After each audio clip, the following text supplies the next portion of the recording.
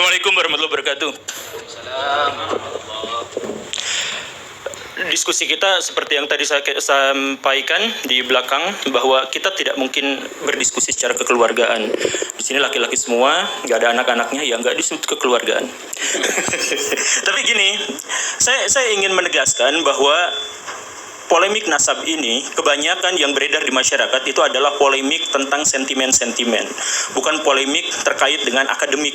Jadi kalau misalkan kita mau jujur, dari jutaan orang di Indonesia yang sekarang berdebat, berdiskusi, saling menghujat satu sama lain terkait dengan nasab, berapa orang di antara mereka yang mampu mengakses kitab-kitabnya Kiai Imad dan mengakses kitab-kitabnya Robito Alawiyah?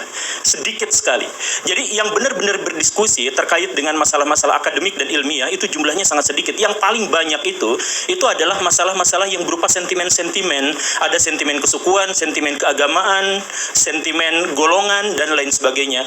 Dan ini saya mohon maaf kepada pihak Robito Alawiyah ketika kemarin-kemarin bikin narasi, atau beberapa di antara pihak dari Robito Alawiyah atau kalangan Habib itu mengeluarkan sebuah narasi bahwa ini adu domba, bahwa sentimen-sentimen ini adalah ada pihak tertentu yang melakukan adu domba dan sebagainya. Ya tentu saja ada di antara mereka mungkin yang memanfaatkan situasi, tetapi masalah yang paling utamanya itu adalah, ayo kita introspeksi sama-sama bahwa polemik ini tidak dimulai dari Kiai Imad.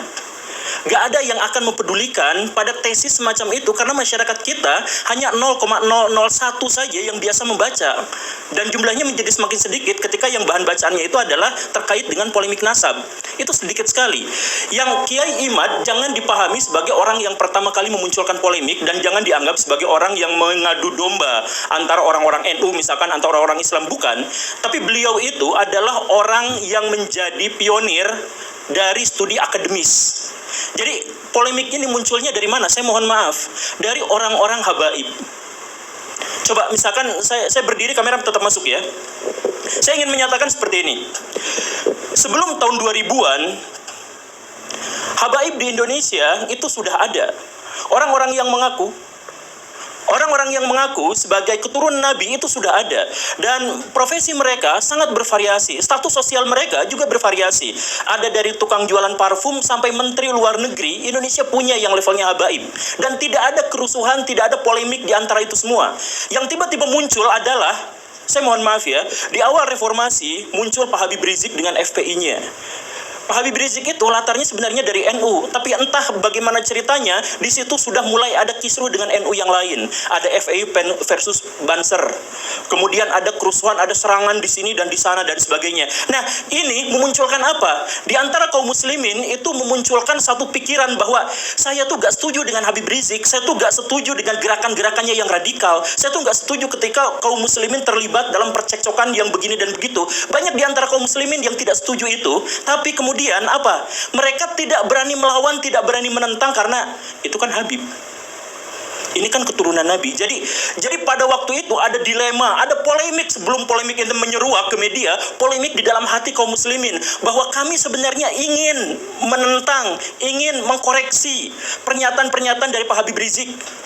Tapi kami gak berani karena itu adalah keturunan Nabi. Jadi di sini ada penghormatan yang sangat besar terhadap kaum muslimin, terhadap nabinya, terhadap junjungannya. Tetapi di sisi lain ada orang yang mengklaim ini adalah keturunan Nabi dan kontroversial. Kita nggak bahas dulu soal apakah Pak Habib Rizik itu benar atau salah. Kita nggak bahas itu. Kita bahas bahwa Pak Habib Rizik memunculkan polemik pada waktu itu terkait dengan masalah toleransi, terkait dengan masalah FPI, terkait masalah hal yang semacam itu. Dan setengah dari kaum muslimin, anggaplah ya, data kasarnya adalah setengah dari kaum muslimin kemudian tidak setuju dengan ini, tapi mereka tidak melakukan apa-apa. Ketidakberanian, takut kualat, ini keturunan Nabi.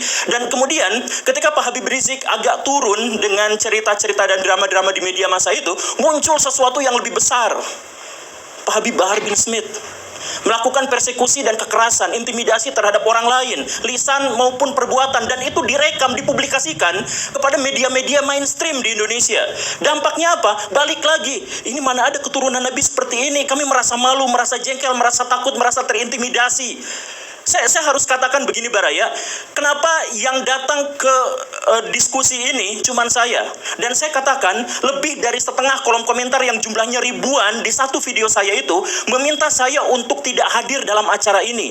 Kenapa? Saya mohon maaf, dalam konteks ini pihak Robitoh Alawiyah gagal untuk menyampaikan keamanannya kepada orang lain. Pihak orang-orang dari kalangan habaib gagal untuk menunjukkan bahwa kami itu baik, rahmatan lil alamin, soleh, tulus, ikhlas, baik hati, siap mentraktir. Gagal untuk menyampaikan itu ke publik karena yang ditampilkan itu apa? Kekerasan atas nama habaib, bahwa kami itu boleh melakukan persekusi. Bahkan Pak Habib Bahar bin Smith di pengadilan, ketika beliau sedang diadili, kemudian ada saksi dan kemudian beliau mengatakan, kamu tahu nggak siapa saya? Saya adalah keturunan Nabi. Kalau kakek saya begini, kamu tahu kakek saya seperti ini, kenapa kamu memberatkan? Kamu membuat kesaksian yang memberatkan pada saya. Itu kan sebenarnya menyakiti kaum muslimin. Karena ada orang yang melakukan kekerasan atas nama Nabi, diadili tapi minta privilege. Siapa yang melakukan itu? Golongan habaib. Kalau misalkan kemudian tiba-tiba muncul bahwa kami sekarang sedang diadu domba antara kelompok ini dengan kelompok itu, bukan. Mungkin ada adu domba, tapi itu belakangan. Munculnya itu dari mana? Dari keresahan kaum muslimin, karena melihat di satu sisi kami mencintai, demi Allah kami mencintai Nabi. Dan wujud dari kecintaan kami terhadap Nabi adalah kami tidak akan mau menisbatkan kekerasan, kejahatan, dan kontroversi terhadap orang-orang yang mengklaim dirinya sebagai keturunan Nabi. Kan masuk akal kan, begitu kan? Kecintaan terhadap Nabi adalah mensucikan beliau dari semua tindak tanduk yang mengangkangi syariah Islam. Nah, jadi permusuhannya sekali lagi ya, kita nggak bahas soal apakah Pak Habib Rizik itu benar atau salah, kita nggak bahas soal Pak Habib Bahar itu benar atau salah, kita nggak bahas itu. Kita membahas rasa takut dari kaum muslimin, rasa resah, rasa merasa terintimidasi. Karena di satu sisi, kaum muslimin sangat mencintai Nabi, tetapi di sisi lain ada keresahan bahwa Nabi dikaitkan dengan tindakan-tindakan atau simbol-simbol dari kekerasan. Itu rasa sakit hati itu belum terobati sampai akhirnya muncul di video Pak Habib Bahar yang sangat kontroversial itu, kakinya diciumin oleh santri-santri yang ngantri jalan bebek. Coba rasakan betapa sakit hati dan marahnya kaum muslimin. Coba kita misalkan bisa melihat dari berbagai perspektif. Misalkan lihat orang-orang yang biasa orang Islam berdebat dengan orang Kristen, berdebat dengan apa, kan ramai sebenarnya di media sosial. Lihat perdebatan di antara mereka. Dan orang-orang non-muslim bawa-bawa itu. Tuh lihat, buah tidak pernah jatuh jauh dari pohonnya. Sebagai penegasan, kalau Bahar melakukan kelakuan yang seperti itu, ya begitulah nabinya. Itu ejekan terhadap kaum muslimin dari orang-orang non-muslim, tapi orang-orang non-muslim pun tidak bisa disalahkan. Karena apa? Karena memang Pak Habib Bahar melakukan itu atas nama keturunan Nabi. Kemudian lihat misalkan kelompok-kelompok Islam yang lebih moderat atau yang lebih plural. Mereka sakit hati melihat itu. Karena apa? Karena betapa feodalisme di antara kaum muslim masih terjadi. Ada orang yang diciumi kakinya. Kemudian kita melihat misalkan kelompok-kelompok yang lebih radikal atau kelompok-kelompok yang berpikiran lebih fundamental. Katakanlah kelompok Salafi yang kita sebut sebagai Wahabi misalkan. Mereka marah, mereka sakit hati. Karena apa? Karena ada orang sujud di depan orang lain atas nama keturunan Nabi. Betapa sakitnya. Coba kita melihat kalangan nasionalis, Islam nasionalis sakit hati ketika melihat ada orang keturunan Yaman kemudian disujudi, diciumi kakinya oleh orang-orang pribumi pesek. Jadi dilihat dari konteks apapun, dalam perspektif apapun, ini benar-benar menyakiti kaum muslimin. Tapi kala itu kaum muslimin berpikir bahwa ya sudahlah, pasrah aja. Kami sakit hati, kami marah, kami pengen sekali untuk mengajak orang ini ke dalam ajaran agama yang benar, katakanlah seperti itu. Ya tapi nggak bisa kan, dia Habib, dia kan keturunan Nabi. Jadi sebenarnya polemik ini bukan muncul gara-gara Kiai Imad, bukan muncul gara-gara dipopulerkan oleh saya, Guru Gembul, bukan. Tapi ini adalah akumulasi dari kekesalan dan kemarahan kaum muslimin terhadap apa yang terjadi yang ditunjukkan oleh beberapa kalangan dari habaib, dari kalangan Ba'alawi. Jadi jangan dulu ada cerita bahwa intelijen masuk ke sini, ya mungkin itu belakangan. Jangan dulu cerita bahwa ini asing masuk ke sini, ya, jangan, belakangan aja dulu. Kita introspeksi. Karena kalau misalkan kita mau maju, kita harus cari solusi. Bagaimana cara kita menemukan solusi? Ketahui masalahnya. Bagaimana cara kita mengetahui masalahnya? Kita berani untuk introspeksi diri. Saya selalu menyatakan, mempopulerkan kepada orang lain, ayo kita introspeksi diri. Kaum muslimin, kenapa sekarang terpuruk? Kaum muslimin kenapa ketinggalan zaman? Karena setiap ada bagian dari kaum muslimin yang disakiti, kita salahin pihak lain. Ketika Indonesia tidak maju, apa yang dinarasikan? Oh, karena ini adalah konspirasi elit global, konspirasi Yahudi, ini Amerika Serikat yang keji dan sebagainya. Ya iya, katakanlah memang seperti itu. Tapi tidak ada seorang pun di antara kita yang gagal itu kemudian menyalahkan pihak lain. Kalau kita gagal dalam permainan sepak bola, kita nggak berhak untuk menyalahin pemain lain yang lebih bagus. Kalau misalkan kita melihat bahwa Indonesia sekarang carut marut, jelek, terpuruk, tidak memiliki peradaban yang memadai, ketergantungan sama pihak asing, sama Cina, Amerika Serikat dan sebagainya, introspeksi diri, mungkin kitalah yang salah. Bukan lalu kita menyalahkan pihak lain. Nah, termasuk juga dalam hal ini Rabithah Alawiyah, kalau misalkan mau berbicara tentang polemik nasab ini, tolong pikirkan jangan, oh ini adalah gara-gara konspirasi, bukan. Ini gara-gara introspeksi aja, saya mohon. Introspeksi aja bahwa di antara kita memang ada orang-orang yang seperti itu. Dan ketika tesis Kiai Imad itu lahir, muncul, akhirnya mengemuka, sentimen-sentimen itu bertebaran di mana-mana. Anti komunis Yaman, imigran Yaman, ayo kita deportasi mereka dan lain sebagainya. Kenapa muncul sentimen-sentimen yang seperti itu? Sentimen itu muncul jelas jauh dari studi akademik, jauh sekali dari nuansa-nuansa atau ekosistem ilmiah, jauh sekali dari situ. Tapi kenapa? Ya karena sebelumnya bukan masalah nasab yang dituliskan oleh Kiai Imaduddin, bukan. Tapi sebelumnya sudah ada bara dalam sekam yang begitu besarnya, yang akhirnya membuat kaum muslimin ketika ada lecutan sedikit, ada pembukaan, mereka katakan apa? Alhamdulillah ketika saya sekarang mengkritik Habib Bahar, saya tidak akan kualat karena dia bukan keturunan Nabi. Jadi munculnya itu bukan alhamdulillah saya tetap bisa mengagungkan Nabi, saya tetap bisa menganggap Nabi sebagai figur yang ideal, yang kuat, yang bersih, yang baik hati, yang soleh, yang suri tauladan bagi seluruh manusia. Alhamdulillah, karena ternyata orang-orang yang mengingkari akhlaknya itu bukan keturunan Nabi. Alhamdulillah. Jadi sentimen ini muncul bukan gara-gara Kiai Imad. Kiai Imad hanya membuka keran bahwa ketika mengkritik Pak Habib Rizik, ketika kita mengkritik Pak Habib Bahar, itu tidak apa-apa karena tidak ada hubungannya dengan Nabi. Itu saja. Dan lihat apa yang terjadi setelah itu. Yang terjadi video-video bertebaran, ditambah lagi video-video yang lain. Misalkan muncullah video yang kemudian saya juga tampilkan kemarin. Ada Habib yang mengatakan bangsa ini bisa menjadi bangsa yang kuat, yang teguh, tidak kena bencana dan sebagainya karena mencintai para habaib, kan beliau Habib, Pak Novel Al-Idrus. Kemudian dikatakan, siapa yang berani mengkritik, mengkoreksi Habib, maka dia seperti iblis. Itu pernyataan tekstual, harfiah, literlaksnya seperti itu. Jadi bayangkan kaum muslimin makin marah dengan adanya video itu. Kenapa marah? Karena mereka mencintai Nabi. Kemarahan itu muncul karena mereka mencintai Nabi, dan di zaman Nabi diketahui secara persis bahwa Nabi tidak pernah anti kritik dan anti koreksi. Setiap ada musyawarah, para sahabat selalu bertanya, ya Rasulullah, apakah ini adalah wahyu ilahi atau ini adalah pendapat pribadi? Kalau pendapat pribadi, ayo kita diskusikan. Dan banyak sekali riwayat-riwayat yang menjelaskan bahkan Nabi mengalah dari orang-orang yang mengkoreksinya. Waktu perang Uhud, kenapa kalah? Karena Nabi punya strategi, dibantah, mendingan gini aja. Yang dijalankan bukan strategi Nabi, tapi adalah strategi para sahabat. Kalah beneran, dan Nabi pada waktu itu tidak pernah menyalahkan. Demi Allah, tidak menyalahkan para sahabat yang mengusulkan strategi itu. Artinya apa? Ya, Nabi ikut musyawarah itu, Nabi kalah dalam perdebatan dan diskusi itu, kemudian setelah itu, ya sudah dibiarkan, dianggap sebagai bagian dari keputusan bersama. Ketika kalah, Nabi tidak pernah menyalahkan mereka semua. Ini Nabi. Lalu tiba-tiba muncul orang yang mengklaim sebagai keturunan Nabi, tiba-tiba mengatakan kalau ada orang yang mengkoreksi habaib, maka mereka itu adalah iblis atau serupa dengan iblis. Siapa itu? Pak Novel Al-Idrus. Itu videonya sudah viral. Saya yakin banyak di antara orang-orang di sini juga sudah melihatnya. Nah, kalau misalkan dari Ba'alawi tidak menyaksikan itu, tidak apa-apa. Kalau misalkan di antara Ba'alawi, di antara orang-orang itu lepas tangan dengan itu, ya nggak apa-apa. Tapi pahamilah bahwa kisruh ini, polemik ini bukan dimulai dari adanya gerakan-gerakan intelijen untuk memecah belah kaum muslimin. Sekali lagi, kalaupun itu memang ada, jangan kita jadikan sebagai alasan untuk mencari kesalahan. Jadi Kalau misalkan saya melakukan perzinahan, saya bersumpah saya tidak akan nyalahin setan. Emang kerjaan setan itu untuk membisiki saya untuk melakukan kemaksiatan. Kan begitu. Jadi kalau misalkan kita dipecah belah, jangan salahkan pihak yang memecah belah. Orang kerjaan mereka seperti itu. Salahkan diri kita kenapa kita bisa dipecah belah. Dan lagi-lagi ini jauh dari sentimen akademik. Makanya kalau misalkan kita ngadain debat publik misalkan yang seperti ini, saya pastikan, saya berani bilang, kalau misalkan kita mengadakan debat publik sampai 100 kali di berbagai universitas terkemuka, polemik ini nggak akan berakhir.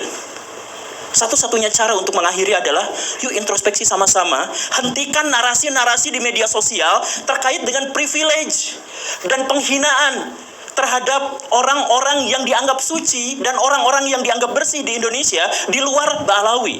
Coba misalkan Baraya di sini, saya minta maaf, tapi coba langsung rasakan bagaimana sikapnya ketika ada orang yang mengatakan seperti ini. Sorbannya kiai-kiai itu derajatnya ada di bawah kaki dari Habib, bahkan ketika Habib itu penzina, tukang narkoba, tukang mabok. Ada narasi seperti itu disebutkan, dipopulerkan oleh kalangan mereka sendiri. Jadi ketika polemik ini mengemuka, mereka langsung ngomong, tetap jangan kritik habaib, karena sorbannya, pecinya kiai-kiai itu derajatnya lebih rendah daripada kakinya Habib-Habib Ba'alawi itu yang tukang narkoba, yang tukang zina, tukang maksiat. Coba orang kampung belajar Iqra. Orang kampung waktu kecil itu belajar tentang akidah, belajar tentang sejarah dari ustadz, dari kiai yang sangat mereka cintai. Lalu ada cerita bahwa kiai mereka derajatnya di bawah kaki habaib tukang narkoba. Rasakan bagaimana sakit hatinya mereka ketika mendengarkan narasi yang seperti ini. Bahwa kemudian Habib terbodoh itu 70 kali lipat lebih mulia daripada Habib terbodoh itu 70 kali lipat lebih mulia daripada kiai-kiai.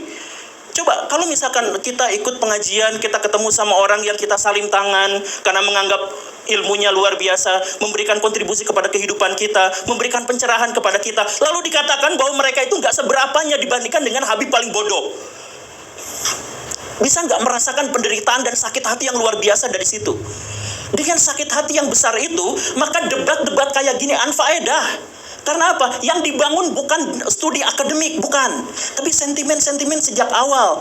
Bayangkan kemudian ada ulama-ulama Nusantara yang harus cium tangan, cium kaki terhadap Habib-Habib yang berjejer duduk di sofa dengan begitu megahnya. Kalangan nasionalis sakit hati, kalangan tradisional sakit hati, kalangan fundamentalis sakit hati, mau yang liberal sakit hati, yang radikal juga sakit hati melihat fenomena semacam ini. Jadi please lah, kita saya demi Allah, atas nama Allah saya katakan bahwa saya datang ke sini untuk menghentikan polemik ini. Saya berharap saya bisa. Tapi untuk menghentikan polemik ini bukan dengan debat, bukan dengan diskusi. Tapi ayo kita sama-sama hentikan yang seperti itu. Kemudian kemarin Pak Fikri Syahab mengatakan kepada saya bahwa kami sebenarnya lepas tangan terhadap kelompok-kelompok habaib yang seperti itu. Karena kami adalah ormas penulis nasab saja. Dan kami tentu saja tidak memiliki otoritas untuk ngurusin apa yang mereka katakan dan apa yang mereka perbuat, misalkan seperti itu. Ya kalau memang seperti itu, sampaikan kepada publik, bukan kemudian melakukan pembelaan-pembelaan. Kalau misalkan kemarin Pak Haji Roma Irama mengatakan bahwa saya pernah ditawari sertifikat habaib, bukan dicaci maki. Kenapa tiba-tiba muncul di media-media itu, ini orang yang sudah sepuh, ini orang yang sudah ini, tapi kenapa malah seperti ini, suul khotimah dan sebagainya? Bukan. Jujur saja, kalau misalkan kita mau tahu, pencatatan nasab Ba'alawi itu sangat rapihnya itu pas zaman Pak Taufik Asgaf sekarang kan.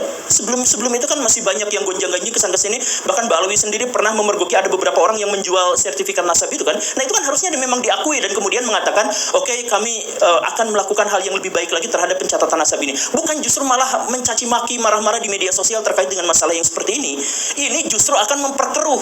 Sekarang Ba'alawi musuhnya jadi banyak, dan mereka bukan hanya banyak, mereka banyak marah ketakutan di sisi yang lain. Sehingga apa? Kemarin waktu ada pertikaian di Karawang atau Tangerang itu yang kiai katanya digebukin sama kelompok Ba'alawi, sama kelompok Habib. Itulah yang akhirnya menyebabkan Rabithah Alawiyah dianggap begitu mengerikannya. Pak Guru Gembul, please lah, saya punya firasat buruk, jangan berdebat, datang ke mereka. Mau menang, mau kalah, tetap genjur, bonyok mukanya. Jangan salahkan mereka. Demi Allah, jangan salahkan orang yang menyarankan itu, karena sudah ada wujudnya. Sudah ada kiai dan banser yang memang digebukin. Sama siapa? Sama habaib, sama orang-orang muhibin. Itu memang nyata, itu memang benar, dan itu divideokan dan viral dan banyak orang yang menyaksikan. Jadi sekali lagi, ketika sekarang Balawi, ketika habaib di Indonesia itu digoncang-gancing dengan begitu banyak isu, please introspeksi diri. Dengan cara itulah kita bisa menghentikan polemik, kita bisa membangun bangsa yang lebih baik, kita bisa membangun peradaban yang lebih besar kalau setiap orang insaf atas apa yang harus dia lakukan dan apa yang selama ini sudah dia lakukan. Saya yakin semuanya baik-baik saja. Ketika saya misalkan datang dan ketemu dengan Gus Wafi secara langsung, kok orangnya lucu ya? Dengan Pak Syahab, lah kok orangnya ramah ya? Kenapa gak seperti bayangan saya sebelumnya? Nah, jangan salahkan bayangan saya sebelumnya karena apa? Ya karena memang sudah terjadi seperti itu. Makanya untuk Robito Alawiyah saya minta, ini mah sebagai saran dari seorang yang lihat realitas, ini saran. Nyatakan kepada publik misalkan bahwa kami lepas tangan dari tindak tanduk yang sangat kontroversial dari kalangan habaib itu, bahwa kami memang tidak bisa apa-apa. Sampaikan aja kepada publik. Kalau misalkan kemarin kemudian Gus Wafi mengatakan di videonya bahwa ini sebenarnya gara-gara ada habib-habib dari kalangan muda yang ilmunya belum banyak, tapi kemudian ini bukan sesederhana itu. Kalau misalkan 1-2 habib mungkin seperti itu, tapi kalau misalkan banyak, ini mungkin ada masalah kaderisasi. Jadi mungkin Pak Habib Bahar dan lain sebagainya itu, sejak dia umur 4 tahun, sejak dia melihat dunia, kakinya sudah dicium, tangannya sudah dicium, apa-apa sudah dilayani. Sehingga dia menjadi korban dari otoritas palsu yang dia rasakan selama ini. Mungkin saja. Jadi kaderisasi dalam hal ini, kemudian pendidikan dalam hal ini, sejak awal mari kita perbaiki sama-sama. Sekali lagi ya, kritik saya ini di depan Robito ini bukan karena kebencian, bukan karena apa, tapi ayo kita perbaiki sama-sama agar polemik ini selesai. Polemik ini selesai dengan cara apa? Akhlak yang baik, tunjukkan kepada masyarakat kontribusi kita pada masyarakat, bukan kontroversi kita pada masyarakat. Selanjutnya kita diskusi. Assalamualaikum warahmatullahi wabarakatuh. Demikian tadi ya, satu orasi yang luar biasa dari Guru Gembul.